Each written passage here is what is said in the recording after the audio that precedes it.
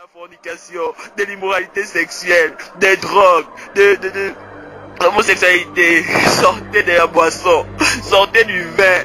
Le vin que tu bois sur la terre là te rattrape en enfer, mais ce n'est plus le vin que tu boiras là-bas, c'est de l'acide. C'est de l'acide qui va brûler tout ton corps. Pardon, je vous en prie, ne voulez pas oublier ce message. Asseyez-vous, écoutez-le bien. Écoutez-le bien et changez de vie. Écoutez-le bien et suivez le Seigneur. Suivez la voix du Seigneur. Écoutez-le bien. Saisissez la grâce de Dieu. Peut-être que c'est la dernière opportunité qu'il nous donne. Le plus difficile, ce ne sera pas de mourir. Ce ne sera pas de voir quelqu'un d'entre nous être détaché de nous, mais de savoir où tu iras. Il y a 2 lieux de destination. Quel sera ton lieu de destination? Si Jésus revient à l'instant où je suis en train de parler, ou si la mort te prend à l'instant où je suis en train de parler, quel est ton lieu de destination? Par rapport à tout ce que tu poses comme action, tu n'as même pas le temps de demander pardon à Dieu. Toi tu es dans le vin, mais tu rentres ivre le matin, la nuit. Le matin tu t'élèves, tu repars dans tes occupations. Même pardon ne sort pas de ta bouche. Toi tu es là, c'est toi qui connais toutes les femmes du quartier. Shalom, shalom peuple de Dieu. Je viens vous livrer la révélation toujours du 28 mars 2000. Mais c'est la deuxième révélation du même jour, il était 10h14. La première révélation, c'était à 7h53 minutes, là où le Seigneur nous encourageait. Et la deuxième, c'était à 10h14 pendant le culte. Donc, pendant que le pasteur était en train de prêcher, j'ai vu un démon long et noir. Il était mince. Le Seigneur, en fait, m'a montré une partie de l'enfer, en fait. Il était mince, très long. Il avait des jambes très longues et filées, en fait. Très mince, vraiment très mince. Et rien que c'est-à-dire sa jambe, rien que sa jambe pouvait atteindre plus de 2 mètres, tellement il était long. Et donc, en enfer, là où il était en train de tirer les pieds d'une âme en enfer. Enfin, il était en train de tirer les pieds d'une âme. Tirer les pieds de cette âme, de telle sorte que cette âme-là aussi puisse atteindre la même dimension, en fait. Que son pied puisse atteindre la même dimension que le pied de ce démon qui était en train de le tirer. Et il se faisait tellement très sombre, très chaud. Ça sentait le confiné, le pourri, la moisissure. Ça, en fait, tout ce qu'on peut imaginer comme mauvaise odeur, mais à outrance en fait. C'était vraiment horrible. Et pendant qu'il tirait les pieds de cette âme-là, c'était l'âme d'un homme, pardon. Il disait à cet homme, marche, marche François. Au lieu d'aller à l'église, tu préférais aller n'importe où je t'envoyais. Vous les hommes, vous êtes si bêtes. On vous gagne très facilement parce que vous êtes faibles. Et vous aimez courir le risque de rester loin du juste. C'est ainsi que nous vous gagnons. Il continue à tirer les pieds de cet homme-là de sorte qu'à le rallonger en fait. Pour que le pied de cet homme atteigne aussi la dimension de son pied. Je ne sais pas si je me fais comprendre. Donc, ce démon-là tirait le pied de l'âme-là qui s'appelait François, de telle sorte à les tirer de telle sorte que son pied atteigne la dimension de lui-même, le démon, en fait. Parce que son pied, rien que son pied, je parle du type, de la partie entre le genou et la cheville. C'est la partie-là qu'il tirait. Et ce démon-là était tellement élancé, il était long. Rien que cette partie de son pied-là, donc du genou à la cheville, pouvait dépasser 2 mètres. Donc, quand il tirait le pied de cet ami, il voulait aussi que ça atteigne la même proportion. C'est dans cette optique qu'il tirait le pied de cette âme. Et c'était une torture. Une torture vraiment très... Imaginez que vous êtes en vie, vous êtes là en vie et on vous tire le pied. En fait, avec toute la force. Imaginez la force d'un démon. Quelqu'un qui... En enfer, il n'y a pas le Saint-Esprit. Il n'y a pas Christ. Les âmes sont abandonnées à eux-mêmes parce que la vie de péché qu'ils ont emmenée là-bas, le péché rend faible, ça affaiblit. Et cette même faiblesse qui les caractérise là-bas. Donc, ils n'ont pas la force de se débattre. Donc, imaginez, vous êtes en position de faiblesse et on vous tire de cette façon. On vous tire le pied. On vous tirait pied par pied de sorte à rallonger les pieds de ces âmes-là. Et ça faisait tellement mal. Les âmes éprouvaient vraiment des douleurs. Mais les âmes ne pouvaient pas se défendre. Et les âmes de cette section avaient tous les pieds longs, très longs, démesurément longs. car les démons les leur tiraient sans cesse. Et il se trouve que les âmes qui étaient dans cette section, en fait, quand le jour du culte arrivait, au lieu d'aller à l'église prier, ils partaient en fait n'importe où en fait. D'autres partaient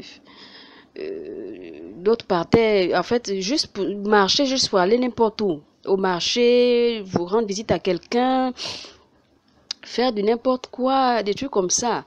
Genre, faire quelque chose qui était en rapport avec la distraction en fait, au lieu d'aller à l'église. Et c'est pourquoi ils se sont retrouvés dans cette section-là. Ça, c'est expliqué. Et après ça, il m'a mené dans une autre section. La section dans laquelle ils m'ont mené, il y avait les âmes dans cette section qui luttaient pour attraper quelque chose. C'était un petit caillou noir en fait, mais très chaud.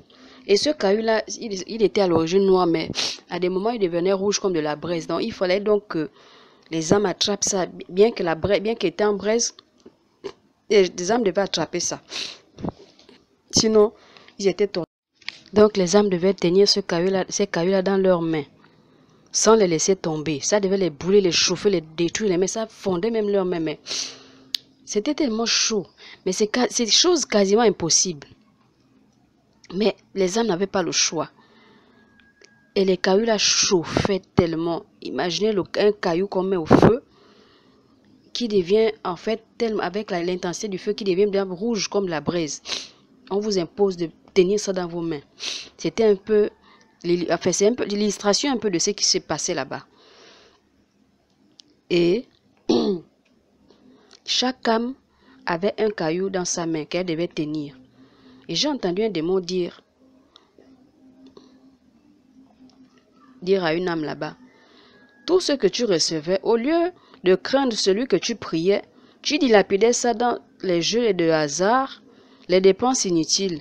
Au lieu de donner ta dîme, tes offrandes et dépenser pour faire avancer l'œuvre de ton Dieu que tu priais, tu sais tout ton revenu.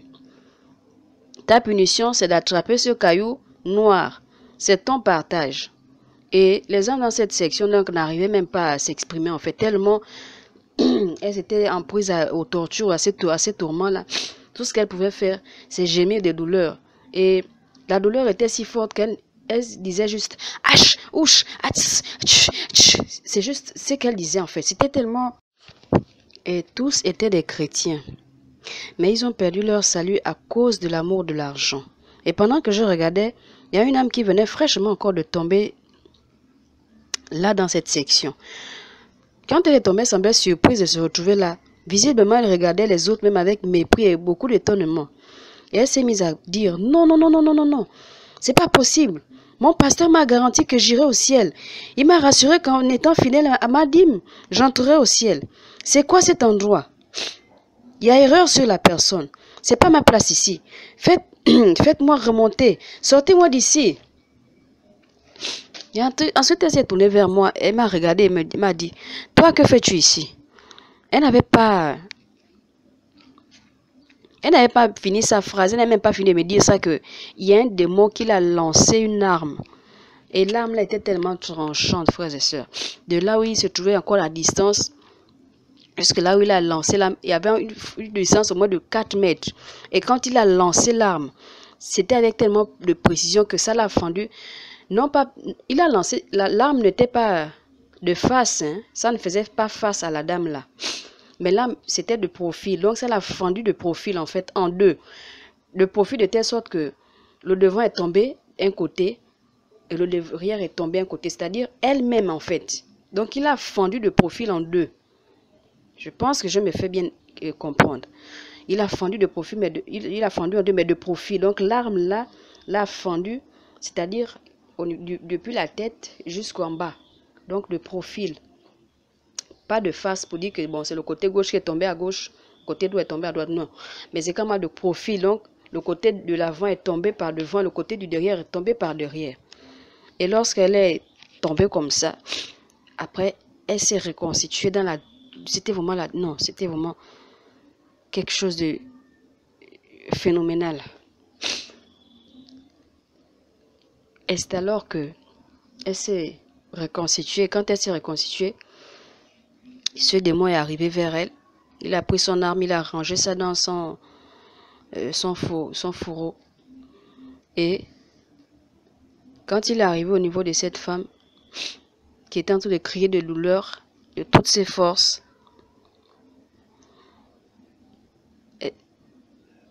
le démon, enfin, quand il est arrivé à côté d'elle, en fait, il l'a prise par la gorge et lui a demandé ceci. Qu'est-ce que tu étais en train de dire à l'instant? Et quand il a attrapé, en fait, il a saisi la gorge en l'étranglant. Imaginez un démon de 4 mètres qui saisit une femme qui n'a même pas 1,60 m. Imaginez un peu la différence entre la force déjà et déjà même comment dire, la taille physique et la force déjà. Imaginez un peu. Donc pendant qu'il étranglait, elle n'arrivait même pas à répondre. Et elle était, bon, on ne meurt plus, l'âme ne meurt plus. Mais les yeux étaient rebusés comme ça. Et puis bon, elle n'arrivait pas à répondre. Il était en train de la torturer là comme ça. Et quand je regardais le démon là, il ressemblait à un gorille au visage. Mais il avait le corps comme un homme en fait. Et il était revêtu d'une vieille tunique sombre avec des bottes en peau d'homme. Et il y avait des tissus qui pendaient sur lui. Il était sale, il sentait mauvais. Et il avait des cheveux noirs en désordre qu'il a essayé un peu d'attacher à sa façon, comme chignon ou quoi, je ne sais pas trop. Et l'âme de cette femme dans la main de ce démon était si petite. Et c'est alors que le Seigneur m'a montré la vie de cette femme sur un écran. Elle était très pauvre. Après ses études, en fait, elle a fait de longues études, elle était pauvre. Et c'est comme ça qu'un jour, elle suivait la télé, elle est tombée sur une émission qui passait à la télé comme ça. C'était une église. Elle s'est dit que c'est la bonne église. L'église faisait sa publicité, comme on voit aujourd'hui, les églises qui font leur publicité. Le prédicateur est en train de prêcher sur la prospérité, les trucs comme ça. Donc, elle a pris attache avec ce prédicateur, elle a commencé à prier dans son église. Et c'est alors, comme il faisait tellement de miracles, elle s'est dit que Dieu est là. Et voilà comment elle s'est attachée à cet homme de Dieu, à cette église. Comme elle était à la recherche du travail, elle a persévéré là-bas. Et un bon jour, elle a eu du travail. Elle est devenue directrice d'une banque. Et la prédication de cette église était centrée sur les biens terrestres, le bien-être, la prospérité, le règne de soi et le communisme. Le pasteur de cette église était très jeune et toujours à la course de l'argent. Et il faisait beaucoup de miracles. Donc les gens croyaient que Dieu était là en fait. Donc la femme là a trouvé bon d'être là. Elle était donc, comme je disais tantôt, directrice générale d'une banque. Et donc, comme elle donnait donc beaucoup d'argent à ce prédicateur, à chaque fois quand il prêchait, elle faisait des marchés, elle donne de l'argent, elle faisait des... Et lui, il faisait souvent des éloges à cette femme. Et il disait toujours à la femme là il disait toujours, assurément ta place est au ciel. Et pendant que j'étais en train de regarder ces choses sur l'écran, le Seigneur m'a dit, je hais tous ces mensonges que prêchent ces fanfarons. Ils travaillent tous pour leur ventre, mais mon peuple s'attache de plus en plus à ces fables. Dis au monde que la fin est déjà là. Je ne tarderai plus. C'est pourquoi j'envoie des signes pour vous alerter, vous mes enfants. C'est un langage codé que seul vous pouvez comprendre. Je fais tout pour vous sauver. Ne me décevez pas. Ne foulez pas ma grâce aux pieds. Je vous aime et vous conserve ma bonté. Paix et grâce. La fornication, de l'immoralité sexuelle, des drogues, de l'homosexualité, sortez de la boisson, sortez du vin. Le vin que tu bois sur la terre là te rattrape en enfer, mais ce n'est plus le vin que tu boiras là-bas, c'est de l'acide. C'est de l'acide qui va brûler tout ton corps. Pardon, je vous en prie, ne foulez pas au pied ce message. Asseyez-vous, écoutez-le bien. Écoutez-le bien et changez de vie. Écoutez-le bien et suivez le Seigneur. Suivez la voix du Seigneur. Écoutez-le bien. Saisissez la grâce de Dieu. Peut-être que c'est la dernière opportunité qu'il nous donne. Le plus difficile, ce ne sera pas de mourir. Ce ne sera pas de voir quelqu'un d'entre nous être détaché de nous. Mais de savoir où tu iras. Il y a 2 lieux de destination. Quel sera ton lieu de destination? Si Jésus revient à l'instant où je suis en train de parler, ou si la mort te prend à l'instant où je suis en train de parler, quel est ton lieu de destination? Par rapport à tout ce que tu poses comme action, tu n'as même pas le temps de demander pardon à Dieu. Toi tu es dans le vin, mais tu rentres ivre le matin, la nuit, le matin tu t'élèves, tu repars dans tes occupations, même pardon ne sort pas de ta bouche. Toi tu es là, c'est toi qui connais toutes les femmes du quartier.